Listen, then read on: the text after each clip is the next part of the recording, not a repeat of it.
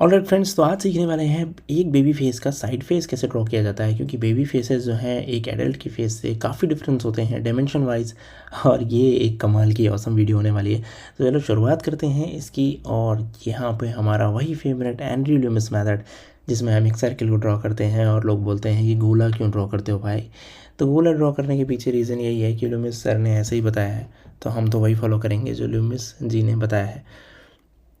तो पहले मैंने एक सर्किल ड्रॉ किया और यहाँ पे आप देखोगे कि एक बेबी फेस पूरा का पूरा एक सर्किल जैसा ही होता है। तो ये एक ऑलमोस्ट सर्किल जैसा फेस हो गया। अब यहाँ कुछ समझने वाली चीज़ें हैं, जैसे कि प्रपोर्शंस। जो एक एडल्ट में जो प्रपोर्शन होते हैं वो प्रपोर्शन बच्चे में नहीं होते। आप जैसे कि ईयर को देख लो, यहाँ पे रियल इमेज में कान को देखो, कहाँ पे है कान, बहुत ही ज़्यादा पीछे है। और यही जब हम बड़े होते जाते हैं ना, तो हमारा हेड जो है वो पीछे की ओर से फैलता हुआ चलता है। तो जो ईयर है वो बिल्कुल बीच में आ जाता है, बट अभी यहाँ पे क्या दिख रहा है, बिल्कुल कॉर्नर में। सिमिलरली आईब्रोज एंड आईब्रोज से ऊपर जो फोरहेड है, जहाँ पे हेयर शुरू हुए हैं, तो वो सब भी बहुत ज़्यादा चेंजेस आते हैं। लेकिन ये बहुत ज़बरदस्त चीज़ें सारी की सारी समझने वाली हैं। और भगवान ने हमें इस तरीके से बनाया है, ऊपर वाले ने हमें इस तरीके से बनाया है कि हमारा जो फेस का स्ट्रक्चर है, जो शेप है, इट कीप ऑन चेंजिंग। जब हम बच्चे होते हैं और उससे धीरे धीरे साल दर साल हम ग्रो होते हैं और हमारा फेस जो है वो चेंज होता रहता है, जो शेप है वो चेंज होता रहता है। और ये एक बहुत ही चैलेंजिंग अंडरस्टैंडिंग भी है किसी भी आर्टिस्ट के लिए। तो यहाँ मैं 4B पेंसिल यूज़ कर रहा हूँ डायरेक्ट, और एक नॉर्मल पेपर यूज़ कर रहा हूँ। क्योंकि 4B इसलिए यूज़ कर रहा हूँ क्योंकि मैं इसमें कंफर्टेबल हूँ। अगर आप इसमें कंफर्टेबल नहीं हो इस पेंसिल पे, तो आप लोअर ग्रेड की पेंसिल भी यूज़ कर सकते हो, जैसे कि पता ही है आपको HB, B और 2B। Now I am starting with the circular shape. और उसके बाद मैंने नोज़ ड्रॉ किया। नोज़ ड्रॉ करने के बाद फिर मैं कुछ कुछ अंदाज़ा लेकर के, मतलब it's not a dimensional thing, क्योंकि यहाँ जो चीज़ समझानी है वो ये है कि बेबी का फेस एक कंप्लीट सर्किल के अंदर आ जाता है, ठीक है, और एडल्ट का फेस ऐसा नहीं होता। सर्किल केवल ऊपर के पोर्शन को कवर करता है, और जो बाकी जो पोर्शन है वो नीचे आकर के हमें लाइन वगैरह के थ्रू मेजर करना होता है।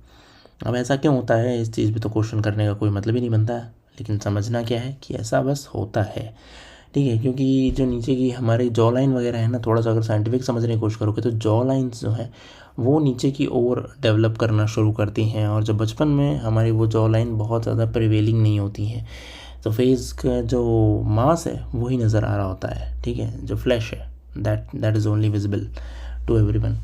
और जो बोन्स हैं वो बाद में डेवलप होती हैं। इस वजह से वो जो शेप है सर्किल से धीरे धीरे, अब आप सोचो कि इतना सारा साइंस क्यों पढ़ाया जा रहा है। साइंस इसलिए पढ़ाते हैं ताकि थोड़ी बहुत उसकी नॉलेज होनी ज़रूरी है। जैसे आपको फील आए कि आप एक किसी आर्ट कॉलेज में बैठे हो और आप पोर्ट्रेट ड्राइंग करना सीख रहे हो।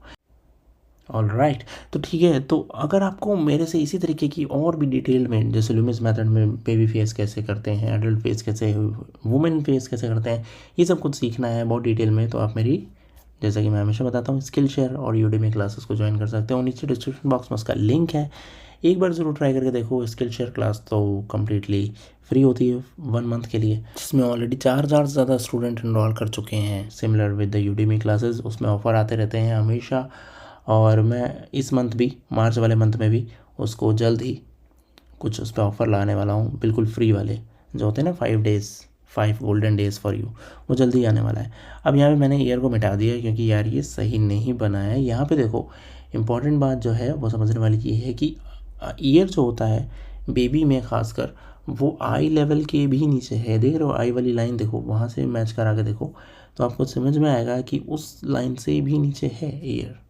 तो वो चीज़ मेंटेन करना ज़रूरी है।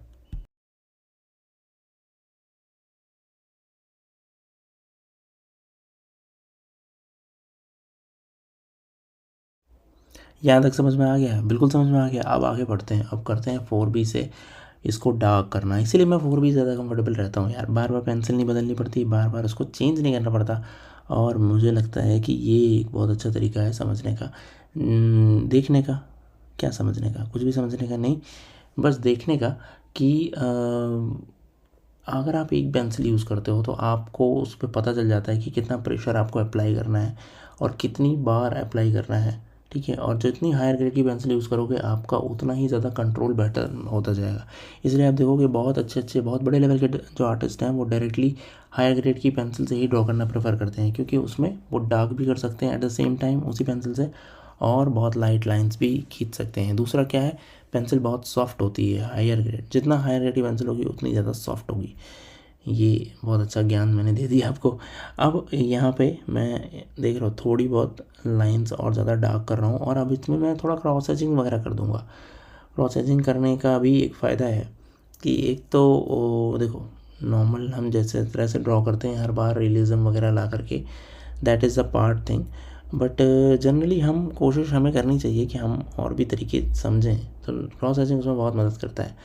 और क्विक ड्राइंग में, जैसे इस पूरी ड्राइंग को करने में मेरे को ऑलमोस्ट 30 मिनट्स लगे, 30 मिनट और कुछ और 2-4 मिनट और मान लो, तो 30 मिनट में अगर पूरी ड्राइंग करने को आप सीख सकते हो तो फिर why to go with that. अच्छा, दूसरा यहाँ पे फेस में कुछ मिसमैचेस हैं जो मुझे भी नज़र आ रहे हैं, but I think we will take care of those जब हम फिनिश करना पूरा करने लगेंगे। कि बहुत सारे लोग ये क्वेश्चन भी पूछते रहते हैं कि ये तरीके बताइए जिसमें जैसे हम वो फेस ड्रॉ करना शुरू किए और वो फेस मैच नहीं होता, तो वही सोचते हैं कि हम उसे वहीं पर छोड़ दें या हम उसको आगे लेके बढ़ें। तो इस क्वेश्चन का सिंपल एग्जाम्पल यही, सिंपल एक आंसर अगर मैं बोलूँ, एग्जाम्पल नहीं आंसर अगर मैं बोलूँ, तो यही है कि आप उसको लेके आगे बढ़ते रहो, आगे बढ़ते रहो और देखो कि कहाँ पे आप उसको बेसिकली अगर आपको 20-30% भी लग रहा है ना कि हाँ फेस मैच कर रहा है, तो रुकने की ज़रूरत नहीं है, उस पर आगे बढ़ो। क्योंकि मुझे यकीन है और हाँ मैंने देखा भी यही स्टूडेंट्स में कि वो 20-30% शेडिंग में जाके 70% तक पहुंच जाते हैं। तो अगर 70% अगर आपका फेस रिसेंबल कर रहा है किसी फेस से, तो कोई दिक्कत वाली बात नहीं है। और क्रॉस एचिंग्स में ये और फ़ायदा होता है कि वो जो पूरा ड्राइंग का आपका टाइम है जो 1 घंटे का है, वो बहुत स्क्वीज़ होके 30 मिनट के अंदर आ जाता है। तो ये एक बहुत बड़ा फ़ायदा है।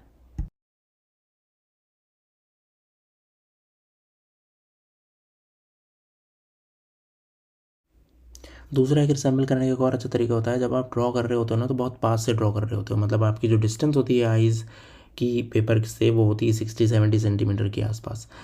तो करना ये चाहिए 60 भी, आई थिंक 60 से भी आई थिंक कम ही होगी उससे भी, तो हाँ मतलब 45 सेंटीमीटर मान लो। तो उसको क्या चाहिए कि जब आप इतना पास से ड्रॉ कर रहे होते हैं ना, तो आपको एरर समझने में इतना ज़्यादा आसानी नहीं होती। तो क्या करना चाहिए कि पीछे हटना चाहिए। इसीलिए जब ड्रॉ कर रहे होते हैं तब बहुत सारी चीज़ें समझ नहीं आती, जब हम उसको ड्रॉ कर लेते हैं और जब उठते हैं उसके ऊपर से, तब हमें चीज़ें असली में समझ में आती हैं कि भाई ये तो कुछ और ही बन गया, बनाने जा रहे थे स्पाइडरमैन बन गया बैटमैन। तो ये हो जाता है कई बार। इसके लिए क्या है कि आप ड्रॉ करो, 2 मिनट के बाद फिर पीछे हटो, फिर पीछे हट के देखो, फिर आगे जाओ कि कितनी ड्राइंग सही हुई है कि नहीं। ये करना बहुत ज़रूरी है और बीच बीच में ब्रेक लो। बहुत सारे लोग बोलते हैं आप एक बार बैठो और 4 घंटे में ड्रॉ कर दो।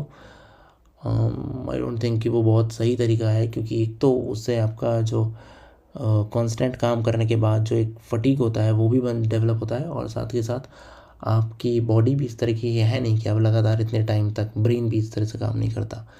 तो लॉन्ग आवर्स में मत बैठो, शॉर्ट शॉर्ट ड्यूरेशन में बैठ के फिर उठो, फिर बैठो, फिर तो इससे क्या होगा, एक तो आप थोड़ा सा हटोगे इमेज से भी, तो आपको गलतियाँ भी नज़र आने लगेंगी अपनी। ये बहुत अच्छा तरीका है, साइंटिफिकली प्रूवन भी है।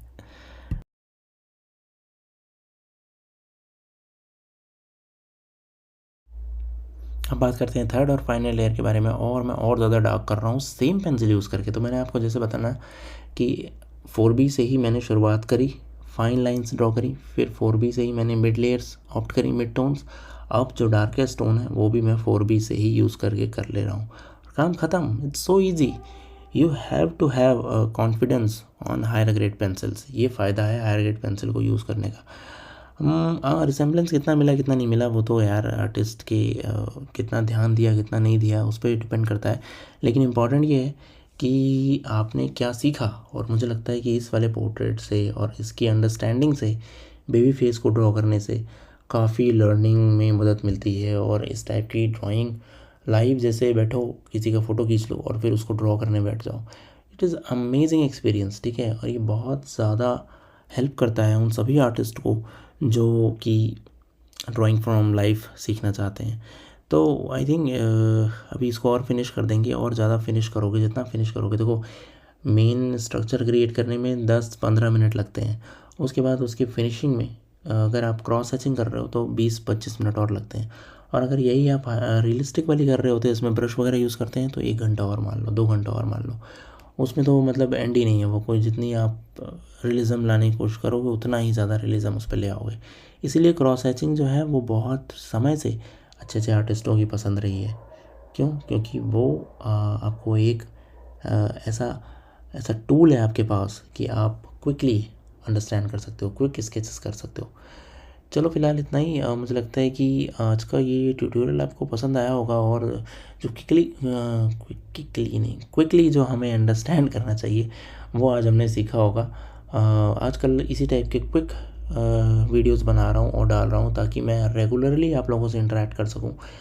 क्योंकि उसमें क्या होता है ना, बहुत हाई क्वालिटी वीडियो बनाने वगैरह में और टाइम वगैरह के वजह से, कंस्ट्रेंट की वजह से मैं हफ्ते में एक वाली वीडियोस डाल रहा था, लेकिन उससे क्या होता है, आप लोगों से कनेक्शन ख़त्म होने लगता है, लिंक ख़त्म होने लगता है, वो बहुत अच्छी बात नहीं है। मुझे लगता है डेली डेली कुछ कुछ छोटी छोटी चीज़ें भी अगर आपको सिखाऊं तो आप लोगों की लर्निंग जो है वो नहीं रुकेगी। आपको क्या लगता है इसके बारे में ज़रूर बताना कमेंट बॉक्स में। आप कैसा चाहते हो कि एक बहुत औसम वीडियो 2 वीक में, 3 वीक में एक बार आए, मतलब महीने में एक वीडियो मान लो आए, या फिर ऐसे हम छोटी छोटी बातों को, आर्ट की बातों को लेके एक साथ रूबरू होते रहें, एक दूसरे के साथ मतलब मिलते रहें। तो क्या कहते हो आप इसके बारे में ज़रूर बताना कमेंट बॉक्स में। कौन सा आइडिया आपको अच्छा लगता है, उसी के अकॉर्डिंगली कोशिश करेंगे काम करने की। चैनल आपका है, मैं भी आपका हूँ, सब कुछ आपका ही है। और क्या बोलूँ, आई थिंक सब कुछ बता ही दिया। इसको फिनिश कर देते हैं, फिनिशिंग ज़रूर देख लेना इसकी, हो सकता हो कुछ और बेहतर ढंग से इसको फिनिश कर सकें। बैकग्राउंड में भी कुछ क्रॉस हैचिंग यूज़ कर सकते हैं। अब मैं यहाँ पे ध्यान देना शुरू कर रहा हूँ कि जो रिसेम्बलेंस है वो कहाँ कहाँ मिस कर रहा है। जैसे फोरहेड पे साफ साफ नज़र आ रहा है, तो वो ठीक करने की ज़रूरत है। इसलिए बोलता हूँ कि पहले जैसे भी शुरुआत कर दो उसकी धीरे धीरे, और फिर उसके बाद आप उसको करेक्शन करना शुरू करोगे, तो आपको एक तो आप कॉन्फिडेंस भी बिल्ड होगा आउटलाइंस वगैरह में, और धीरे धीरे ये फियर फैक्टर निकल जाएगा अंदर से कि यार पता नहीं सही जाएगा कि नहीं, छोड़ देते हैं बहुत सारे लोग बीच में ड्रॉ करना। ऑल राइट, तो फिलहाल इतना ही। प्लीज़ इस चैनल को सब्सक्राइब जरूर कीजिएगा। अगर इसके रिगार्डिंग कोई क्वेरी हो तो कमेंट बॉक्स में पूछ सकते हो, मुझे ज़रूर बताना कि रोज़ मिलने का ये वाला आइडिया कैसा है। Thank you so much, love you all, please subscribe to channel once again, bye.